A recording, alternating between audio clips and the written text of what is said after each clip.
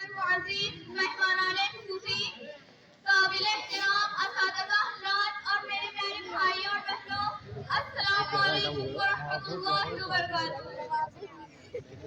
ملت اسلامیہ کے گہور نوجوانوں، سرزمین ہندوستان کا چھپا چھپا، گلستان ان کا پتا پتا اور بوٹا بوٹا اس بات پر تمام بچے اٹھ کر نہ جائیں، ایک ایک دو دو جائیں، سب اٹھ کر نہ جائیں ایک ساتھ۔ جب کن کے گورے اور من کے کالے انگریزوں کا ناپاک سایہ پڑا تو یہ سازش قوم ہندوستان کے تخت و تاج کا مالک بن گئے۔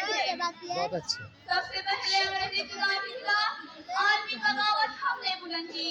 غربت کی دوری سے بے فکر، شاہوں کے خطرات سے بے فکر ہو کر ہم نے ملک کی آزادی کی تلاش میں پھانسی کے پھندوں کو چوم کر منزل کا نشاں پوچھا۔ تو کبھی ملک کی آزادی کے لیے ہم نے اپنے جسم کو لہو لہان کروایا، آگ کے انگاروں میں جانا پسند کیا۔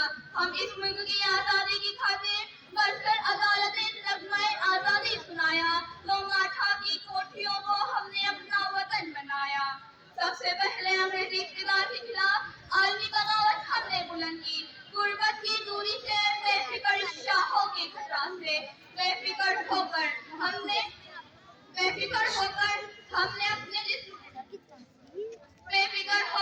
نے جمہوریت کا راستہ اختیار کیا کہ مختلف مذاہب و عقیدت اور نظریات و عقائد کے کروڑوں ہندوستانی کی حقیقت سے سرفراز ہو سکے۔